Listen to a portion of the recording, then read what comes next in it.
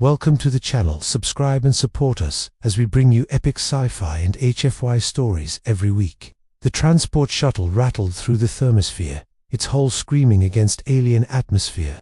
Inside, Rell sat alone, strapped into a seat built for beings twice her size. Through the viewport, the Academy materialized a sprawling fortress of obsidian and steel, floating between three moons. Her fingers tightened on the armrest. Around her, holographic projections flickered to life, displaying the faces of previous cadets, Theran warriors with 6 arms, Velkesh with crystalline exoskeletons, and the Alpha's genetically perfected killing machines, standing 9 feet tall. Not a single human face among them. The shuttle bucked hard, and Rell's stomach lurched. She closed her eyes and breathed. When the landing gear finally kissed metal, the silence felt heavier than the descent. The hangar bay stretched like a cathedral of war. Rell descended the ramp, her boots echoing against polished floors that had seen 1,000 arrivals. Cadets from 17 species stood in formation, their instructors barking commands in 6 different languages simultaneously. She felt their eyes before she saw them, predatory, curious, dismissive. A Theran female chittered something that made her squad laugh. An Alpha turned, his red eyes sweeping over Rell like she was debris.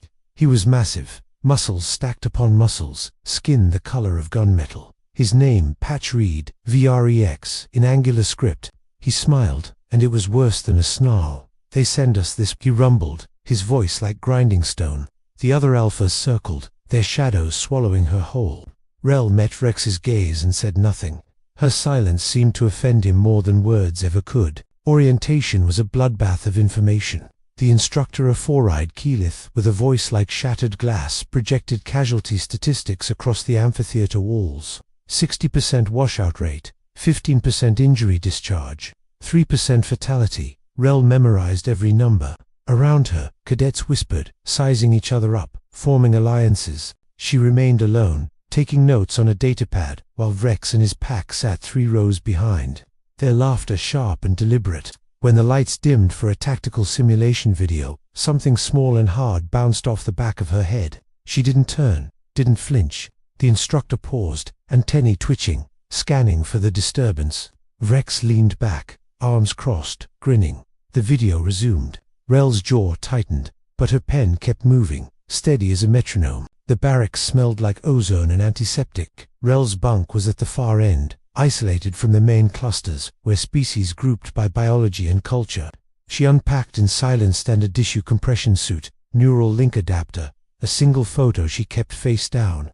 Across the room, a Velkesh cadet, named Shia, watched her with unblinking crystalline eyes. "You know they don't expect you to last a week," Shia said, her voice like wind through caves. Rell folded her spare uniform with mechanical precision. "Good," she replied. Shia's head tilted, confused.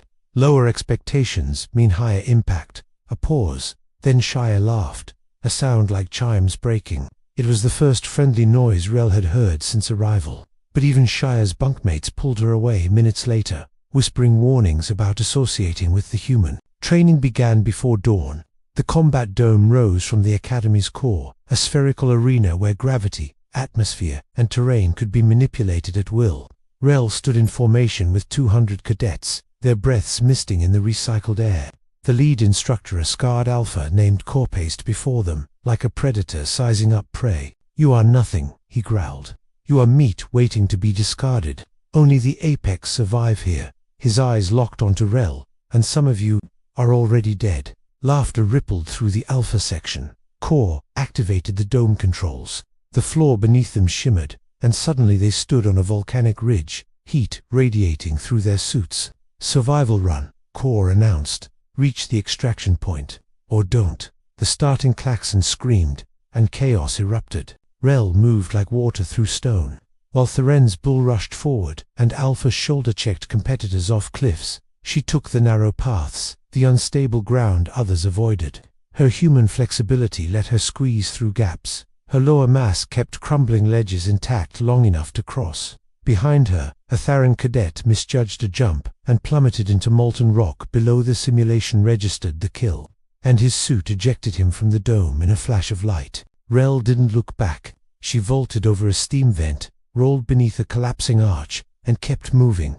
When she reached the extraction point, Only 30 cadets remained. Rex arrived seconds after, his armor scorched but his pride intact. He stared at Rell, breathing hard, as if seeing her for the first time. She stared back. "Lucky," he spat. The word hung between them like a promise of violence. Mess hall hierarchies were established through unspoken rules. Alphas owned the central tables, Tharans the left wing, Velkesh the quiet corners, humans or, in this case, humans at wherever wasn't claimed. Rell chose a table near the waste disposal units, where the hum of machinery drowned out conversation. She ate methodically, protein paste and nutrient blocks that tasted like regret. Midway through her meal, a tray slammed down beside her. Rex, he didn't sit, just loomed, his bulk blocking the overhead lights. "You embarrassed me today, fragile flesh," he said quietly. His tone was worse than shouting. "Tomorrow, the combat rings open. Volunteer matches." He leaned down, his breath hot against her ear. Volunteer. It wasn't a request. Rell swallowed her food, set down her utensil, and looked up at him. "I'll think about it," she said. His hand crushed his tray into scrap metal. The mess hall went silent. Night brought no rest. Rell lay in her bunk, staring at the ceiling while her neural link fed her tactical data alpha physiology. Weak points, combat patterns. Their spines were reinforced with biosteel lattice, their muscles enhanced with synthetic fibers, their reflexes chemically optimized. On paper, they were invincible, but paper didn't account for human spite. She pulled up her father's last message, recorded before his transport was destroyed in the Outer Reach conflict. His voice crackled through her implant. "The thing about monsters, kid, they've never learned to be afraid. That's their weakness." Rell closed her eyes. Tomorrow, she'd teach one to fear. The Academy's night cycle hummed around her, but sleep never came. She didn't need it. Humans ran on something meaner than rest. The combat ring was a circular pit, 30 meters across, surrounded by tiered seating that filled with cadets from every species. The air thrummed with anticipation, with blood hunger. Rell stood in the prep chamber, strapping on kinetic dampeners and checking her suit's integrity. Across the ring, Rex performed for his audience, roaring, slamming his fists together, making the ground shake. The officiator neutral Keyleth, with a voice amplifier, announced the match parameters. Non-lethal combat. First incapacitation or submission wins. Medical teams on standby. The crowd roared. Rell stepped into the ring, and the noise died to whispers. Rex grinned, cracking his neck with sounds like snapping timber. "I'll make it quick, fragile flesh," he promised. Rell rolled her shoulders. "No," she said, "you won't." The bell rang. Rex came at her like a landslide, all mass and momentum, fists the size of her head swinging for her skull. Rell slipped left, then right, reading his patterns, letting him commit. He was fast for his size, but still governed by physics. She stayed just outside his range, making him chase, making him angry. "Stand still," he bellowed, lunging with a haymaker that would have decapitated her. She dropped low, rolled between his legs, and came up behind him. Before he could turn, she drove her heel into the back of his knee, not hard enough to injure, just enough to test. He stumbled. The crowd gasped. Rex spun, faster now, more focused. His eyes narrowed. "You're dead," he hissed. Rell smiled, and it was a cold, calculated thing. Not yet. The dance continued. Rex adapted, cutting off her angles, using his reach to corner her against the ring's edge. Rell took a glancing blow to the ribs that sent her sprawling, taste of copper flooding her mouth. The crowd erupted, alphas chanting Rex's name like a war drum. She rolled to her feet, vision swimming, suit's medical systems flooding her with steps. Rex stalked forward, confident now, victory in sight. "You fought well for prey," he admitted. Then he charged. Rell waited. At the last possible second, she pivoted, using his momentum against him, and drove her boot into his lower spine at the exact angle her father had taught her, where biosteel met natural bone, where engineering created a stress point no one thought to protect. The sound was catastrophic, a crack like breaking planets. Rex's roar became a scream. He collapsed mid-charge, his legs giving out, arms flailing. The ring went silent. Rell stood over him, breathing hard, blood on her lips. Rex writhed, his enhanced nervous system shorting out, his body betraying him in ways he'd never imagined. The medical team rushed in, but the damage was done. His spine would heal eventually. His pride never would. Rell looked up at the stands, at hundreds of alien faces frozen in shock. When she spoke, her voice carried in the silence. "I'm human," she said. "We break gods for breakfast." Then she walked out of the ring, leaving Rex's screams behind her. The crowd didn't cheer. They didn't boo. They simply watched, as if witnessing the birth of something terrifying. Aftermath came in waves. First, the medical board's inquiry ruled a legal strike, no disciplinary action. Second, the whispers in corridors, the way cadets parted when she walked past. Third, the message on her datapad from Academy Command, "Report to administration immediately." Rell showered first, washing away blood and sweat, watching pink water spiral down the drain. Her ribs were bruised deep purple, her knuckles raw. She looked like she'd fought a war. Maybe she had. When she finally reached administration, 2 guards flanked the entrance, not to stop her, but to escort her. Inside, Commandant Thelva waited, a being of pure energy contained in a shimmering field. "Cadet Rell," the commandant's voice resonated through the room. "You've created ... complications." Rell stood at attention.